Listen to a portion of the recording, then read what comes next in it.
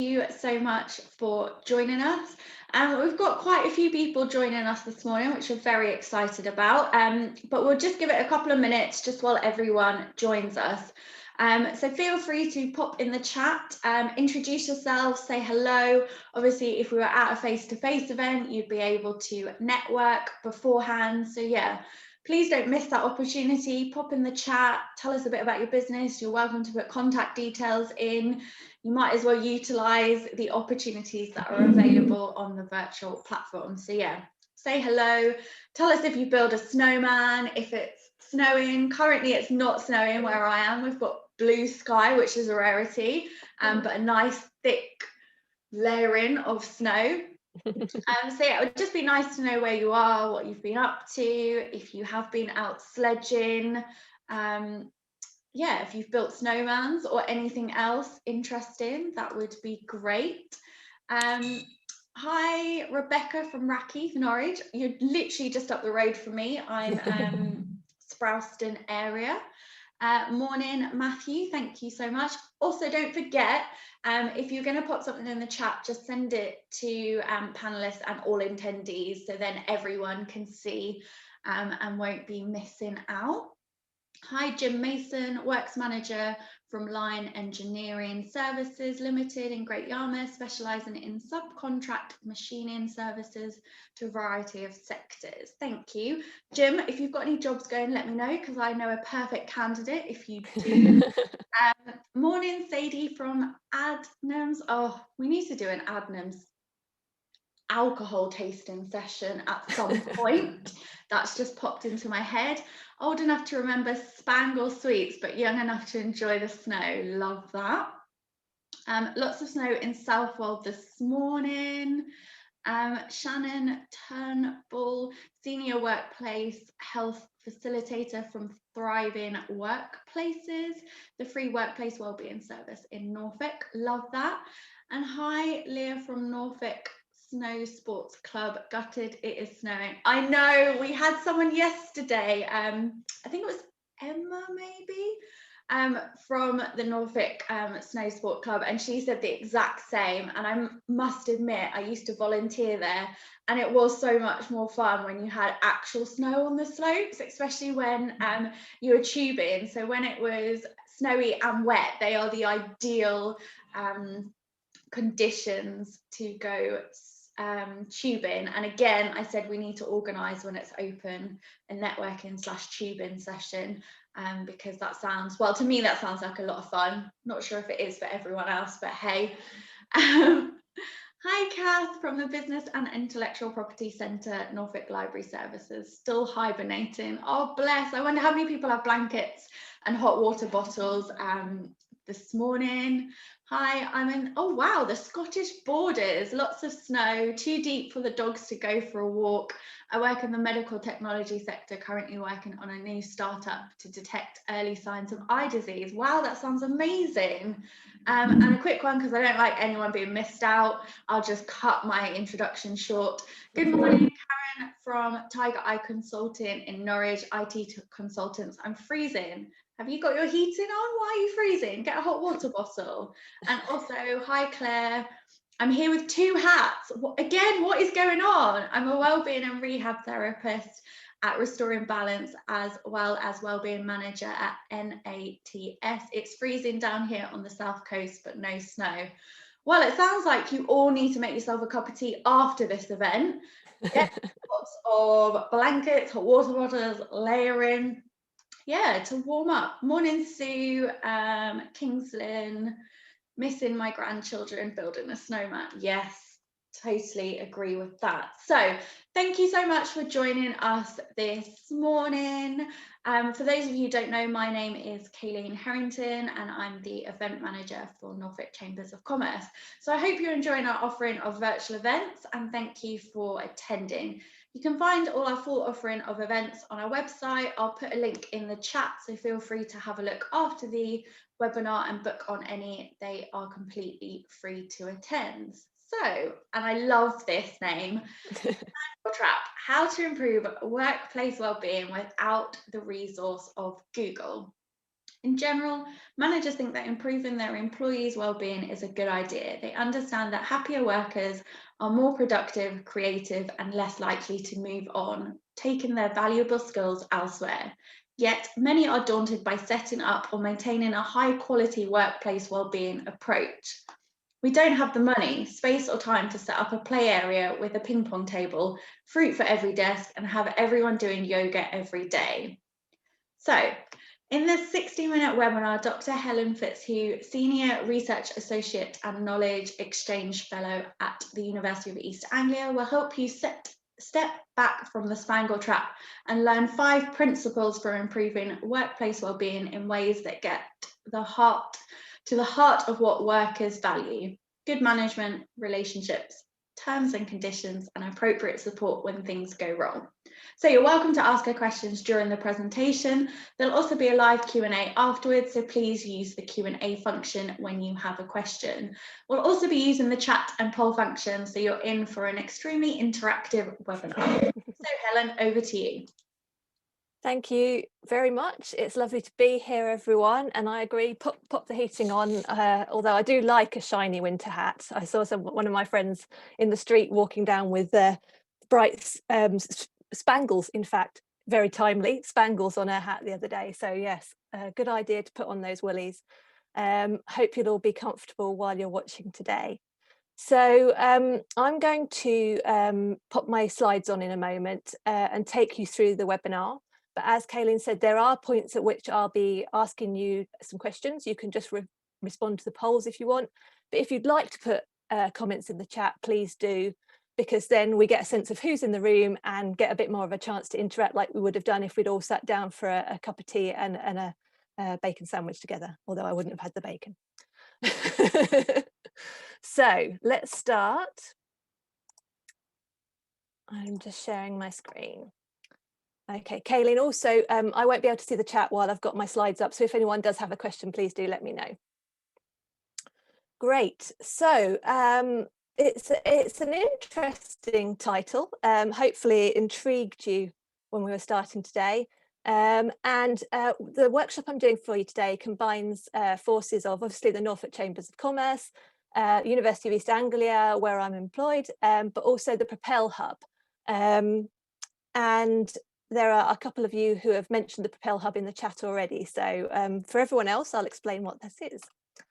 So I am Helen Fitzhugh. I am a knowledge exchange specialist. It's just a fancy way of saying that what I try to do is make sure that really high quality research that takes place in universities gets out to the people who need it in businesses, in other organizations, and I listen to what's going on in those organizations and take it back to the university.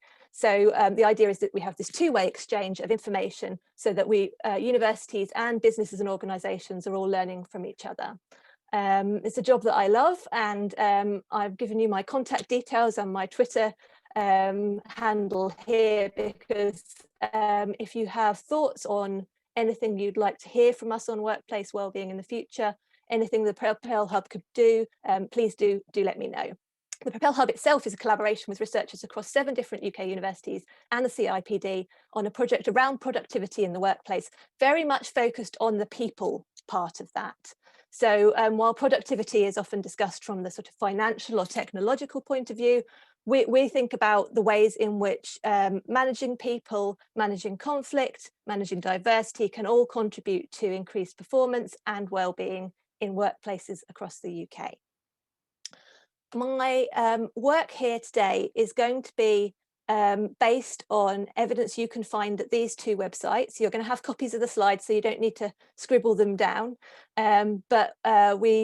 University of East Anglia has done some long-term work with the What Works Centre for Wellbeing. And as I said, we're currently working with the Propel Hub as well. So if you are intrigued and want to find out more, there are so many more resources at these 2 websites. And one of the things that I'm doing today in the presentation is I'm summarising and distilling some of the research for you. So I won't be going into huge amounts of details that are about individual research studies. So if you have queries about where any of this has come from, please feel free to look on these websites or contact me, because everything is evidence-based, and we can show you where that evidence is if you're interested. So what are we going to do today? We're going to talk what is Spangle Trap, this odd title that I put on the workshop, the webinar. Then I'm going to briefly go through 5 ways to workplace wellbeing. Some of you in the room I know have heard this before, so please do bear with us because we're going to talk about those 5 ways to workplace wellbeing, but then we're going to move on to other things that hopefully are new to you based on newer research and outputs.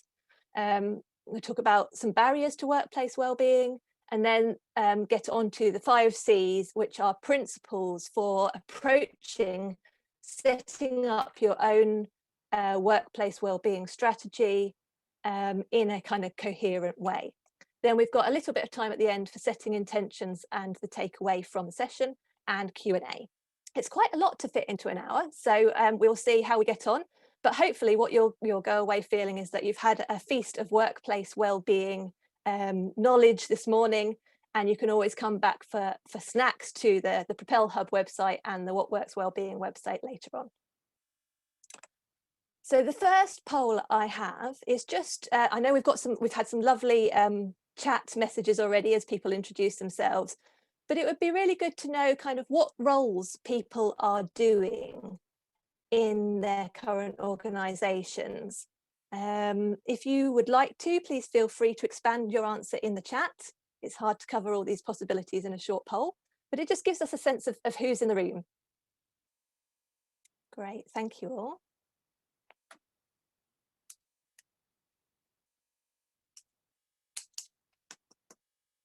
So we've got quite a lot of people involved in human resources, occupational health and wellbeing, which makes complete sense. Some senior and executive managers, so hopefully you'll be able to cascade what you learned today through your organisations. Good, a nice range of people there, thank you. That's lovely. Okay, so everyone can see the poll results there.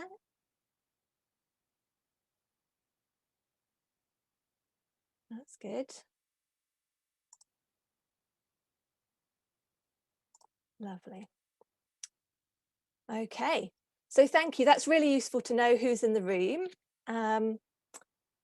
I am going to move on to what the webinar is about. So if it will let me. There we go. So I love this picture. It's shiny and bright for our Wednesday morning. What is the Spangle Trap?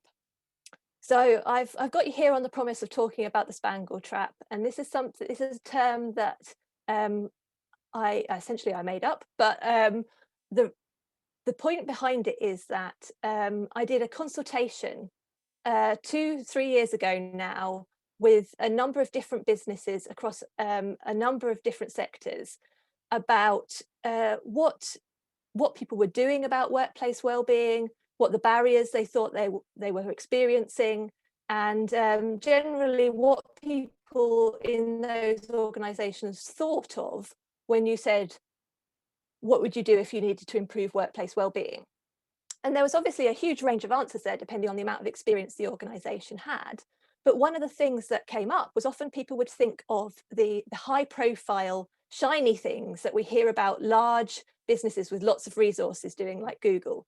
So the spangles would be things like gifts, perks, the ping pong tables, the fruit on the tables that we talked about earlier, one-off wellbeing day events. Now, there's nothing wrong with any of those, but if they are the only things that an organisation is doing, rather than building workplace wellbeing into the way the organisation operates, they can sometimes come across as empty gestures, spangles that look good in the short term, but aren't addressing the fundamental issues that underlie what people need for greater workplace wellbeing and to improve performance at the same time. And I've got 2 quotes here, which might give you a sense of what came out of some of these discussions during the consultation I did. So I was talking about how, there can be this issue of organisations going for a quick win with a quick gesture or a quick gift. And someone at a consultation event said, so it's just like with the boyfriend then. He can bring you roses and take you to Paris, but that doesn't make a good relationship if he doesn't respect you. just like a business can put on a wellbeing day but still treat you badly the rest of the year. So it's really that acknowledgement that although we all know that you know, a romantic relationship and a working relationship are different things, they're both a relationship. Their relationships are things that take time to develop, and they're based on respect and mutual exchange. And if that's not happening, it doesn't matter whether it's a romantic relationship or a workplace relationship, it's still a relationship that needs cultivating in that way. So that's one aspect of it. And then the other quote we've got here is, we just want you to fire a magic bullet and make our lives better. Now, this was said absolutely tongue-in-cheek by this manager I spoke to during the consultation. So they weren't saying it for real, but it reflected as kind of inner truth that sometimes when we think about these things, there's so much else going on, especially now in the pandemic, that we would rather that if there was just an easy way to solve something, we would fire that magic bullet. And so that's when people say, okay, what can I do about well-being? I'll buy something. Rather than what can I do about well-being? I'll pay attention to the things that I'm just about to tell you about. So to sum up, a silver bullet and a bunch of roses is not enough, and it doesn't stop us wanting it to be. But I think one of the things that we can do is step back and say, okay, if we're going to really embed a good workplace wellbeing strategy, approach this in a good way, then we have to understand it's about these relationships, and it's about doing something that evolves over time.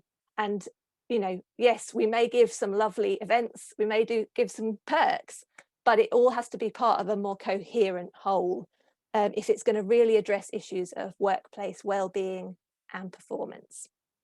So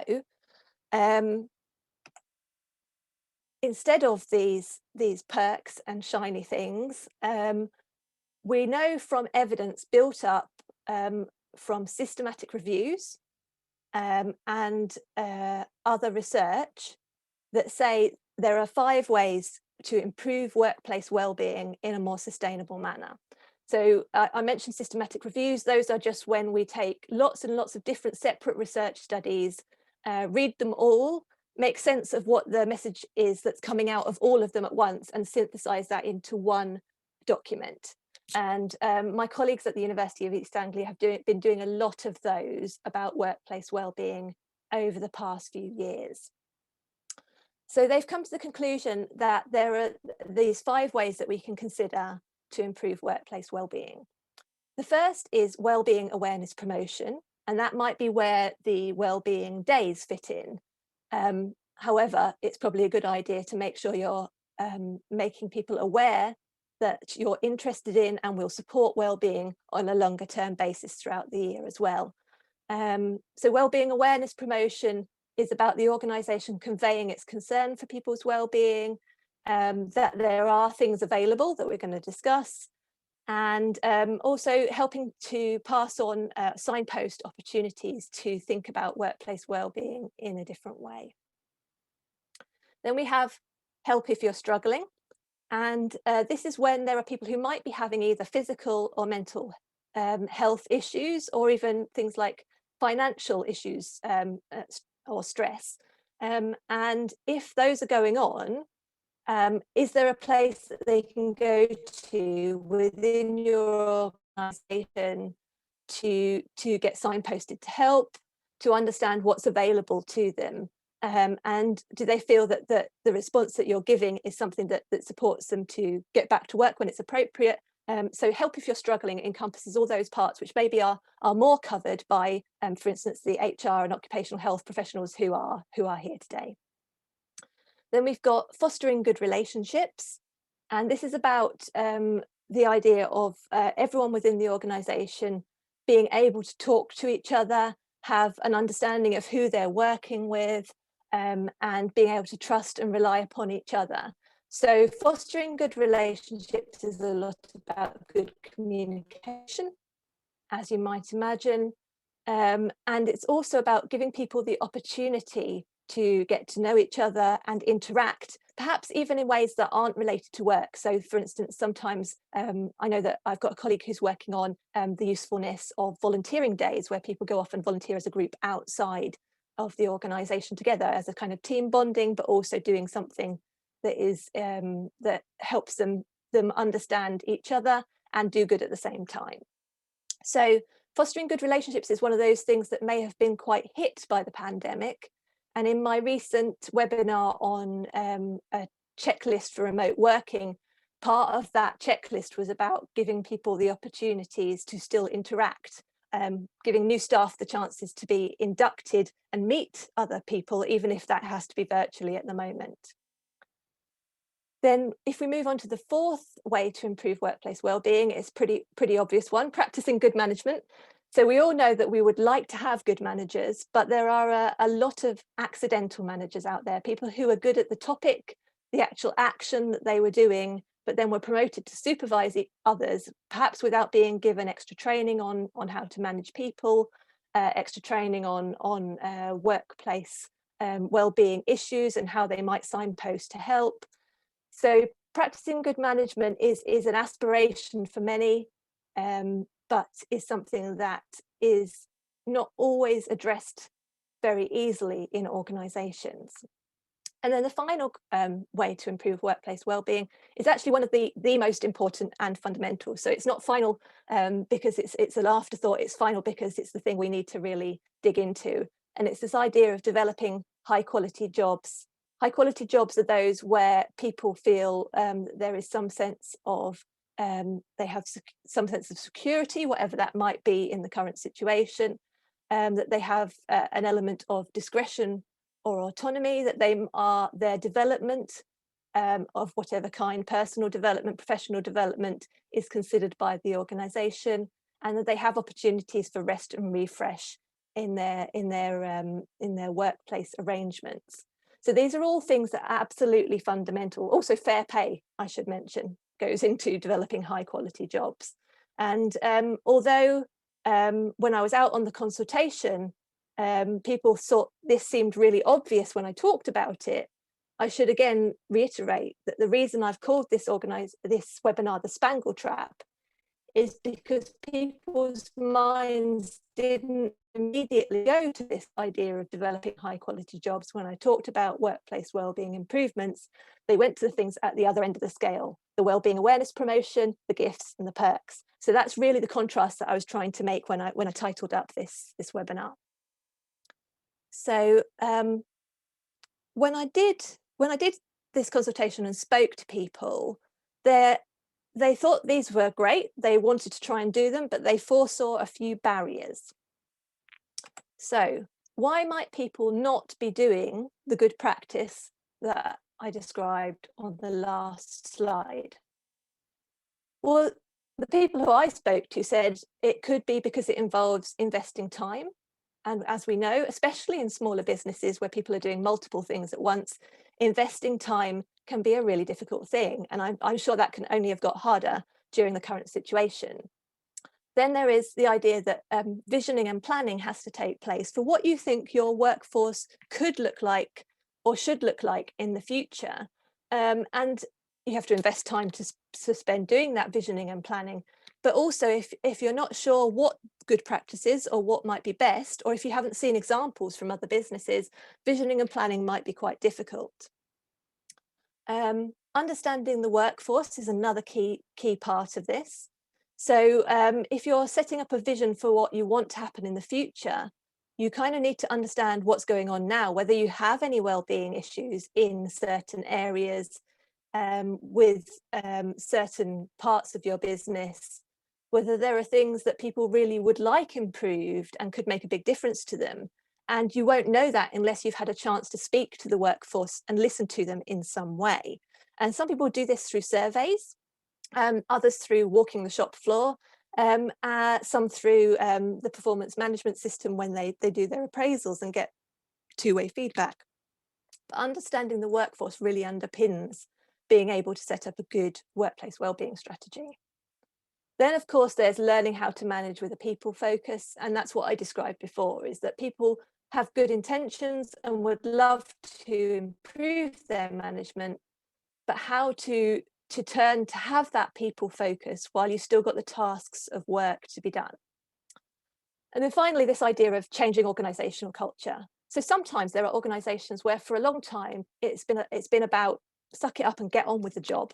You know, we want you to do this. It's most important that you are very productive and get this out the door.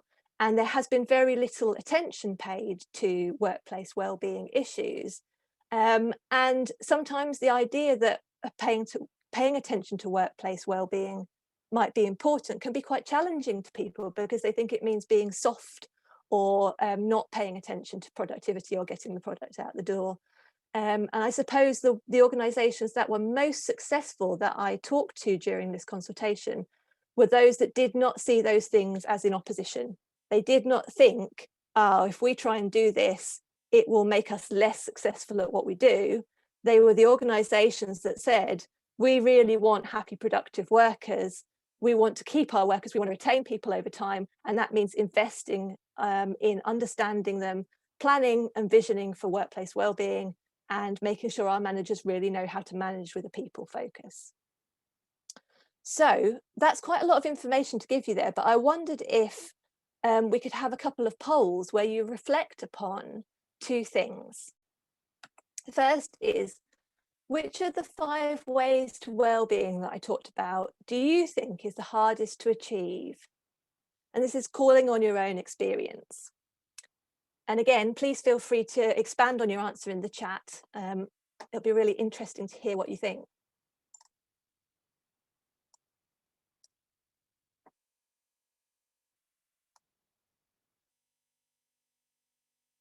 So far, practicing good management is looking like a winner.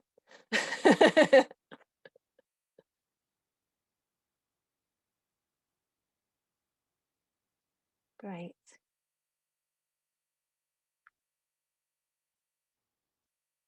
Again, please feel free to expand in the chat if you'd like to. I'm just going to take a sip of water while we get the last polls in.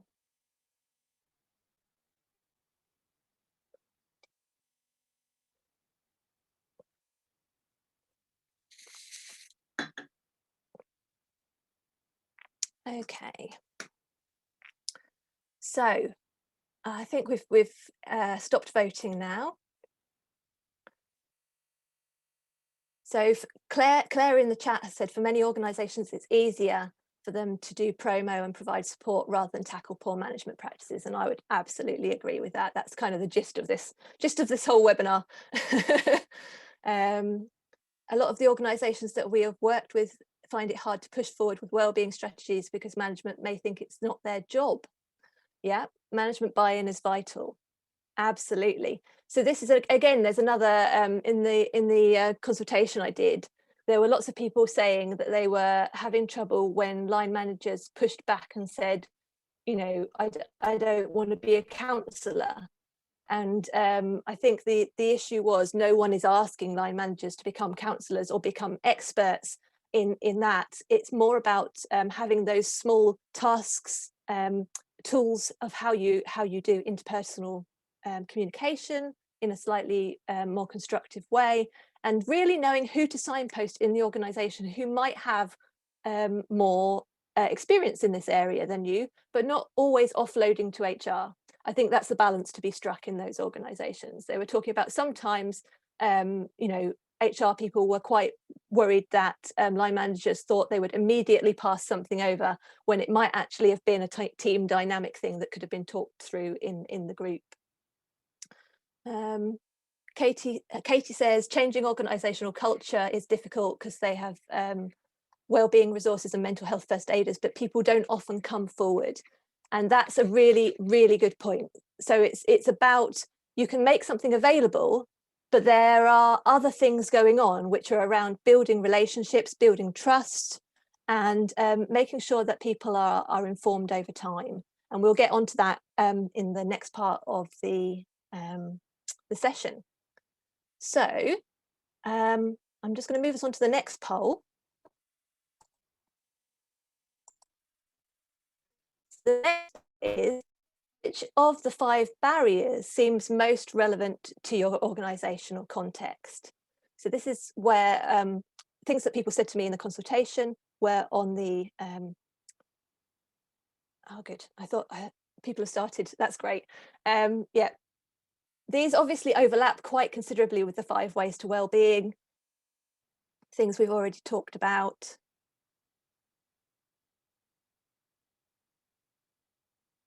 Okay, and again, feel free to pop things in the chat to explain or expand upon your input here.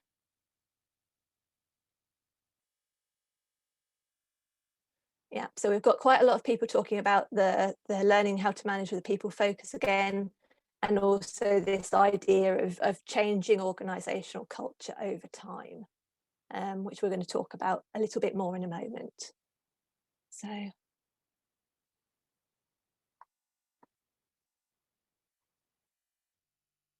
yeah, so Adrian talks about investing the time along with the financial resources required to do this over a prolonged period of time.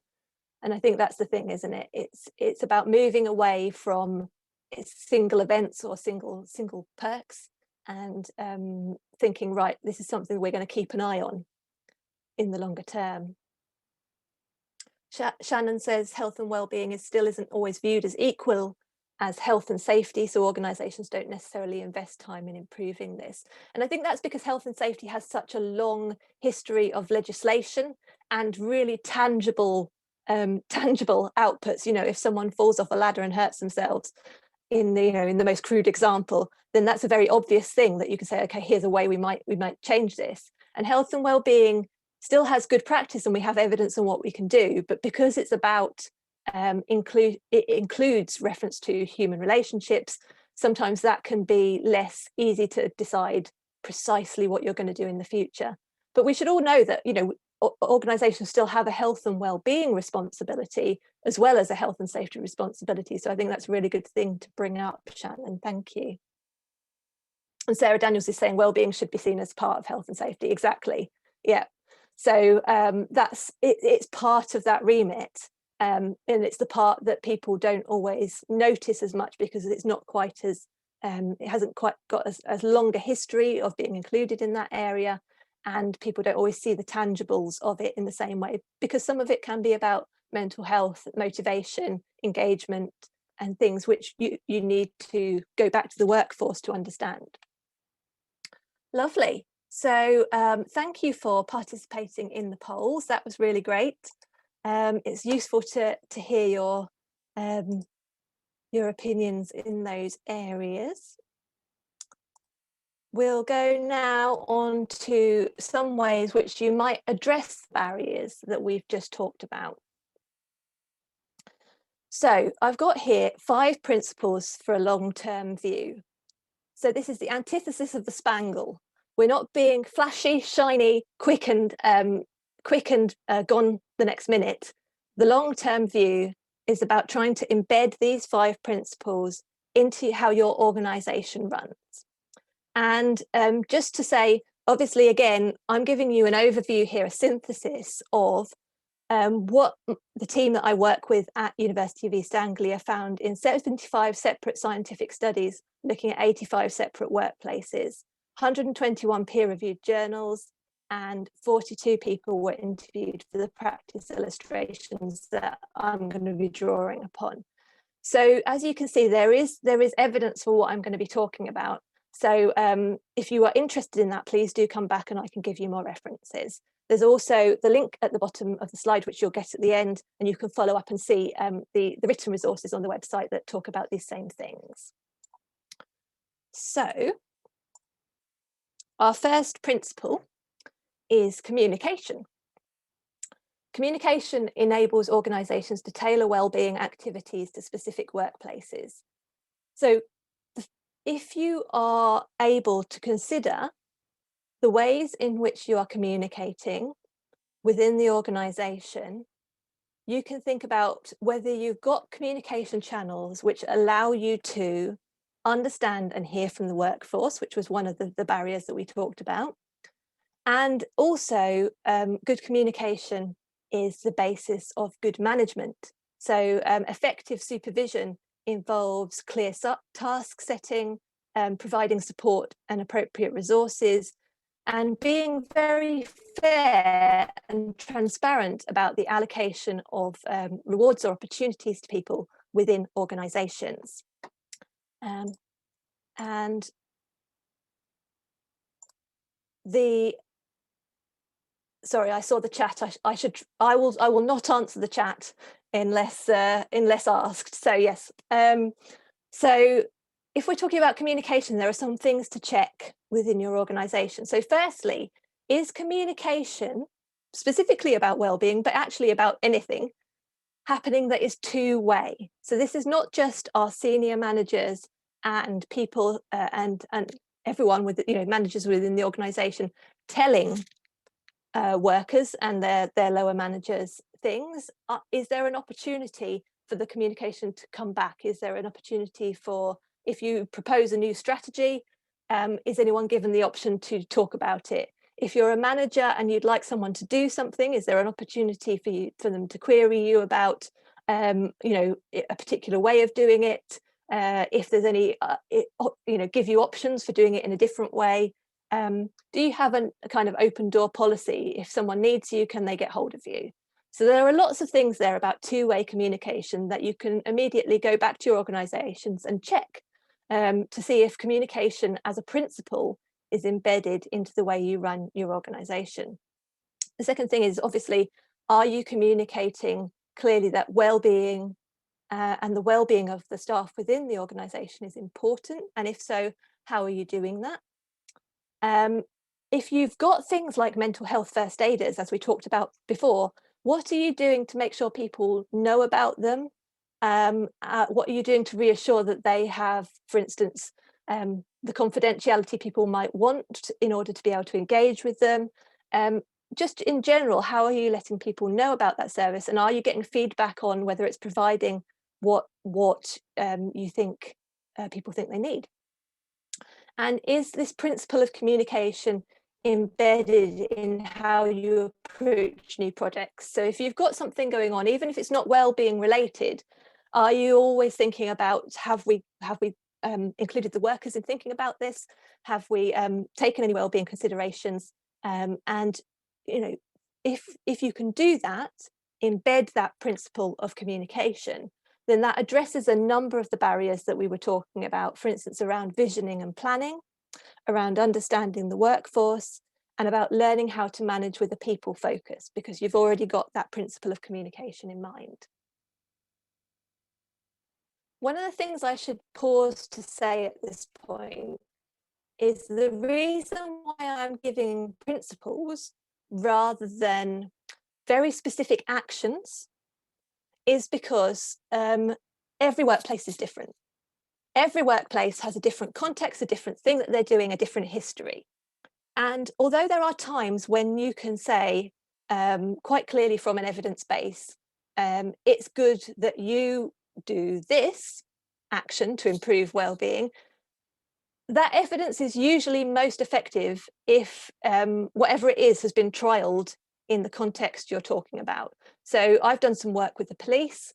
There are studies specifically on how you improve well-being in policing, and I would feel very confident about saying to someone in policing, if you do this, then it should improve well-being. However, what we know about organisations and indeed the world is things are changing all the time. So something that might be useful to you now might not be useful to you in 5 years when things have changed. What we can do in those situations when things are changing is hold on to principles. And principles are things that are helpful whatever happens. So it's always helpful to think about communication, and that will help you address the barriers that arise in your organisation over time. So I think I just wanted to clarify why I'm looking at principles here. And these are the 5 principles that came out of the extensive work, getting all those smaller studies together and looking about what overarches them to say people who are doing well-being well in organisations are doing these things. So I hope that explains a little bit. So we've got communication there. Our second principle is coherence. Coherence comes from activities that are self-reinforcing and integrated into your everyday work. It requires not working against each other and duplicating. And so organisations, you know, however large or small, have different people doing different things in them at the same time. And you might have one section of your business who are very keen on workplace wellbeing and trying to improve it, possibly your HR department or your occupational health workers. And then you might have another part of the organisation that is trying to increase workloads to reduce staffing costs. And these two things happening at the same time may work against each other. Or you might have an organisation where, because there's not necessarily leadership from the top about workplace wellbeing, there are three different sets of people, three different teams who are doing things that actually could complement each other, and they don't know about each other because it hasn't been fed back, there hasn't been this communication. So the principle of coherence is not about saying there has to be one approach that is one size fits all. It's about saying, is there enough awareness within your organisation of what all the different activities that people are doing mean, so that you aren't setting up something which is going to be counteracted by someone else. And a classic example of this would be a performance management process that undermines wellbeing messages.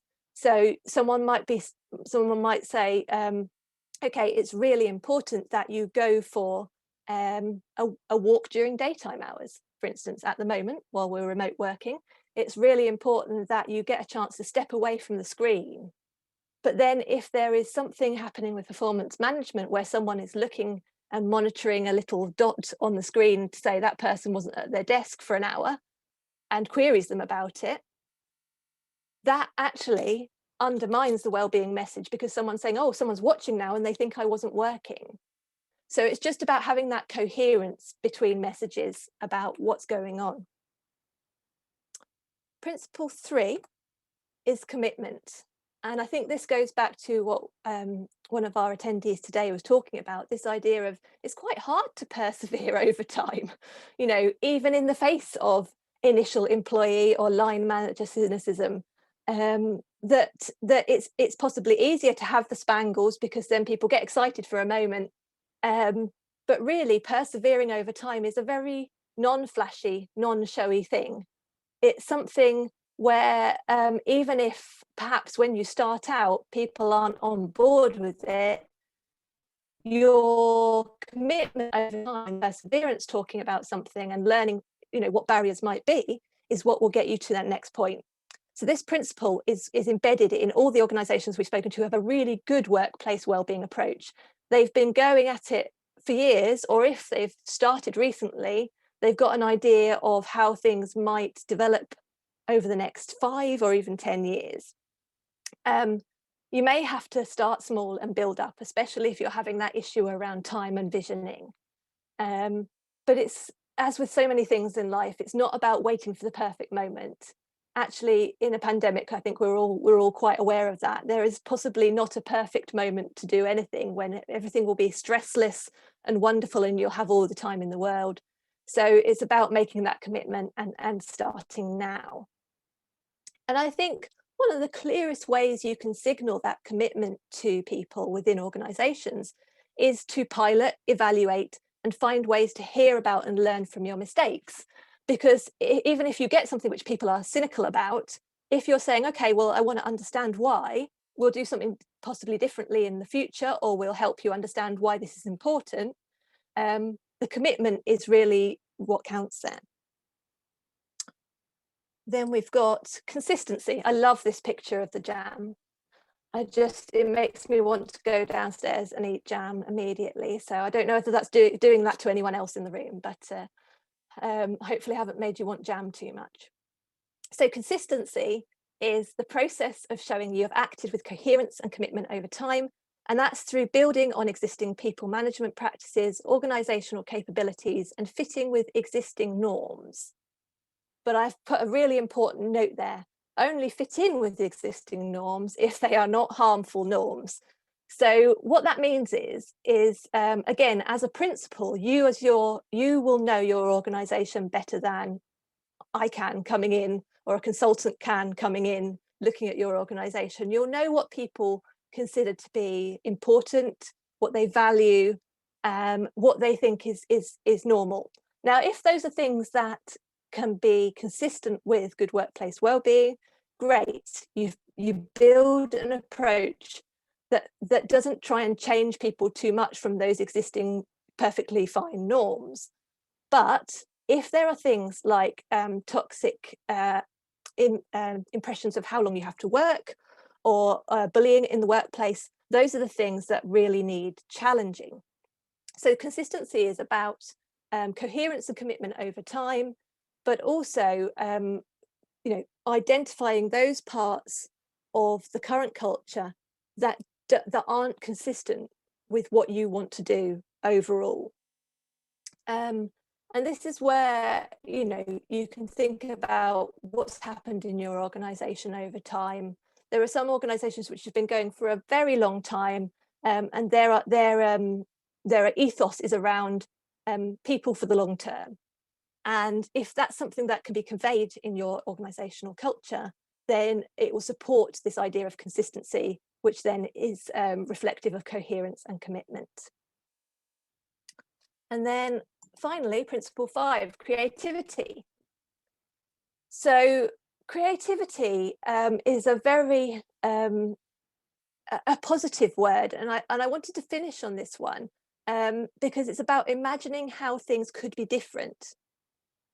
I've put there, imagine how things could be different together. Again, this idea of communicating, bringing people in, hearing different voices. Then working towards the goals that you've imagined in a flexible kind of experimental manner. And included in that is this idea of challenging the toxic norms of overwork, discrimination, and poor management. And one of the things that's really interesting, I think, is do you actually believe things can change?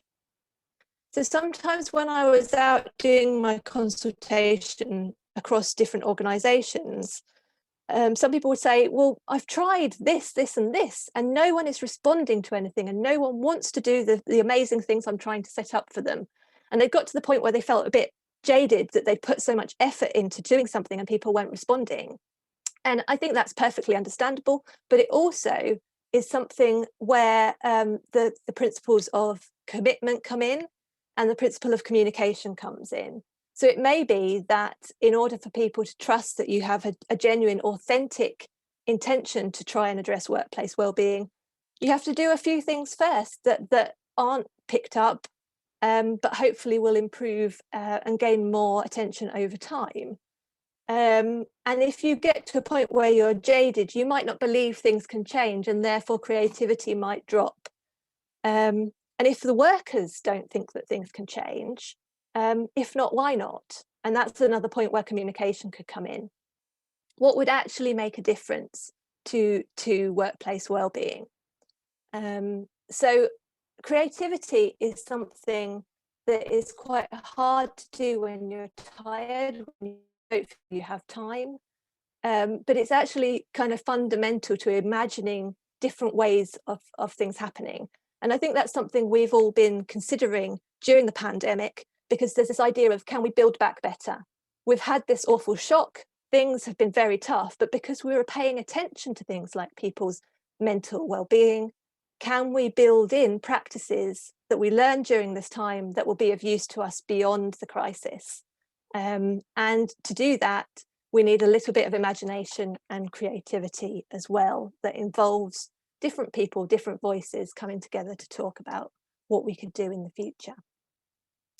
So I've given you those 5 principles, and one of the things that I would like to do now is to ask you to pop some answers in the chat to these 2 questions. So one is, who can you take 10 minutes to explain this content of this presentation to in the next week or the next month? Probably the next week, because it'll help you remember it. And the reason I'm asking you this is because we know that if you try and explain something that you've learned to others, it can help embed it in your own mind. And also, as a knowledge exchange fellow, I would love it if the things that I'm sharing with you could have an even wider audience than we've got today. So if you are willing to, I would love to hear if there's someone who you think it would be really useful for you to take 10 minutes to explain this content to talk about ways you could take workplace wellbeing forward in your organisation.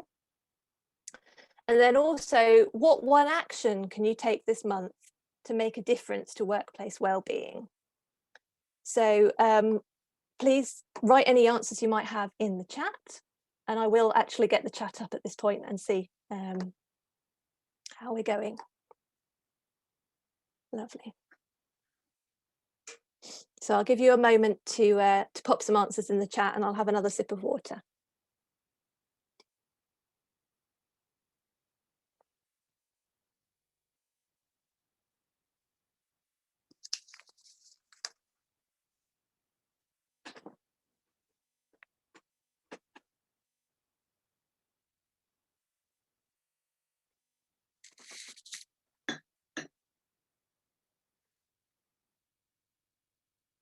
Great. So including on the next one-to-one agenda, that's fabulous. Emphasizing the 5 C's, great. Thank you very much for those who said lovely things about the presentation. Great. Investors in People review meeting sounds like an excellent place to talk about it. Conducting a survey again. I should also mention on the link that I put in the presentation to the What Works Wellbeing, there is a bank of potential workplace wellbeing survey questions that you might be interested in. Some people have got surveys already, but if you haven't, you might be interested in visiting that link, because there is a bank of potential questions that you might be interested in. Great. So Mary's talking about taking it back to an evaluation team to look at health screening in the workplace. That's brilliant. Claire talking about the importance of listening and hearing. Wonderful. My job is done. Excellent. Thank you. Katie is going to talk to her manager and to talk to the team about what they feel wellbeing is already like and how things could be different. Brilliant. Lovely. Thank you. Okay. So I'll carry on, but keep popping things in the chat because we'll come back to the chat in just a moment.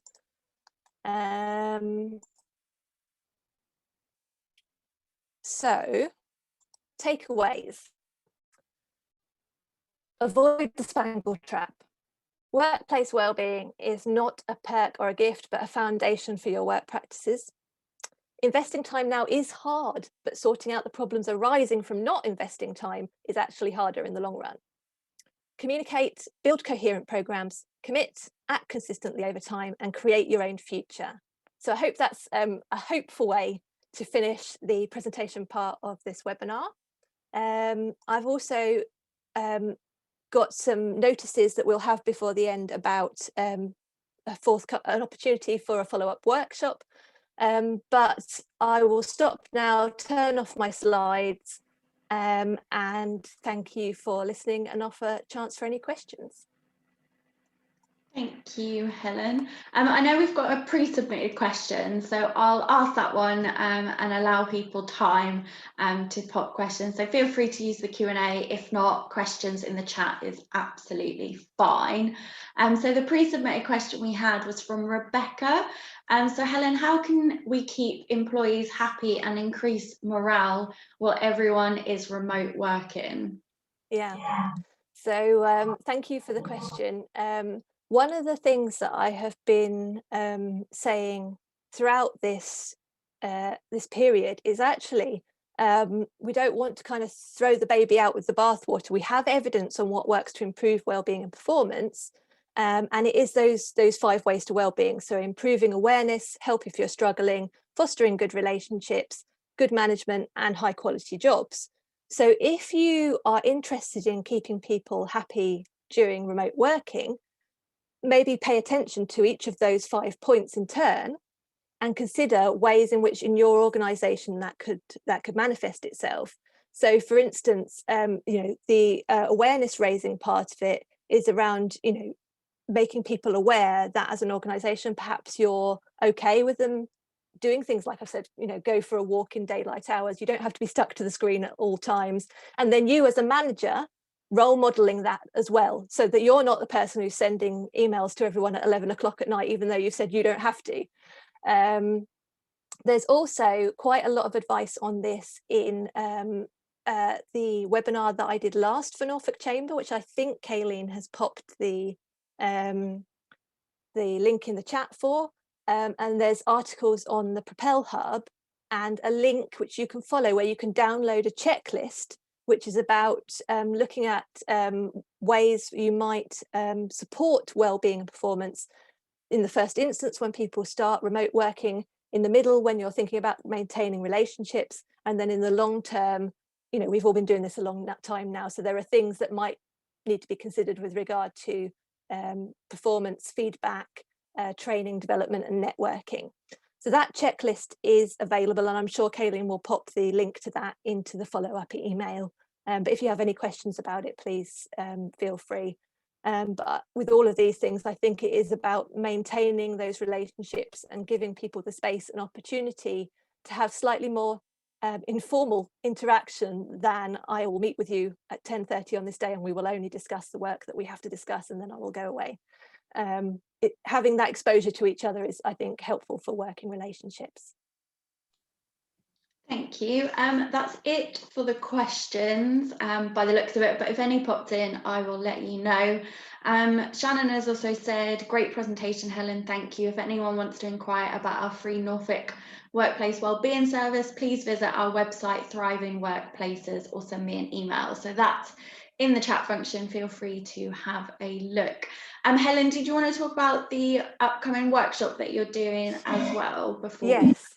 So a couple of notices at the end. The first one would actually be, we've got a feedback link, and I think Kayleen's popped it into the chat, but it's also going to be in the follow-up email. If you could fill in the feedback, I know you get a lot of these days, but it would really help because, as I said at the start, I've got quite a unique job at the university, which is a knowledge exchange officer, and it'd be really good to know if that role has been helpful to you. And if it has, hopefully we'll find ways to continue it. So yeah, if you're able to spend just a couple of moments, I'll be really grateful for your feedback. And obviously, if there's anything you want improved, I want to hear that so I can do it better next time. So please, yeah, feedback would be wonderful. Second thing is, we've actually designed this. So we've got the webinar we've just delivered, but I've also got a workshop at the end of March, which is a follow-on from this. So if you've heard everything that I've said today, are still interested and want to talk with your peers in a smaller group, something of sort of 10, 12 people, have a little bit more discussion about some of the things we've talked about, then that workshop might be for you. It's free again, but it's just for people who have either attended today or seen the video by the time we do that workshop. So we won't be kind of going over the same ground, we'll be going in depth a little bit. So please do follow up in that workshop. Kayleen's just put the link in the chat. I'd love to see some of you for that. And I think there was one other thing, Kayleen. What was it? I'm not gonna lie, I can't remember. Okay, so that's fine. Was it about your wider set of events? No, I've popped that in the chat already. Wonderful. So it's lovely. It's absolutely fine. Also, just to let you know, the workshop will be a Zoom meeting, so we'll be able to see and hear you. So this one has been very interactive, but it just means that Helen can go a lot deeper and personalise it to the attendees. So yeah, we definitely recommend it if you are free and available. Great. And I've just seen, how do we get a copy of your presentation? So I will be sending it out along with links that I've put in the chat and also additional attachments. So I'll put an attachment that Helen kindly provided, which is based on her original research a couple of years ago. And then you'll have the presentation, which incorporates the new research that she's recently done. So it's kind of a top up. I think I've said that right, hopefully. Yeah, so the newer stuff, the newer work is from the whole team. So yeah, there's a whole team of workplace wellbeing researchers at UEA, but the links are in the presentation. So the people who did all the work doing the systematic reviews, bringing everything together, much bigger team than just me, and you've got the link to that on the What Works Wellbeing website, where all of that is kind of summarized and brought together. Perfect. Well, it's bang on 11, so thank you so much for joining us on this Wednesday morning. Fingers crossed the weather will, I say, get better, but safer, I guess, because people do love the snow. So yeah, enjoy the rest of your week. Thank you so much for joining us, and I will be in touch shortly, as I said, with the presentation links, etc. And I'll also be in touch at a later stage when the recording is available, so you can watch it back. Feel free to share the recording as well. So the people that you're talking about discussing this with, you can then share the recording as well. So yeah, thank you so much. Helen, I don't know if you want a final farewell before I end. Yeah, I just want to say thank you for your participation. It's really lovely when everyone does respond in the chat. It really makes me have the sense that I'm in the room and talking to people. So yeah, wonderful. Thank you all. Thanks everyone, and hopefully you will join us soon. See you later.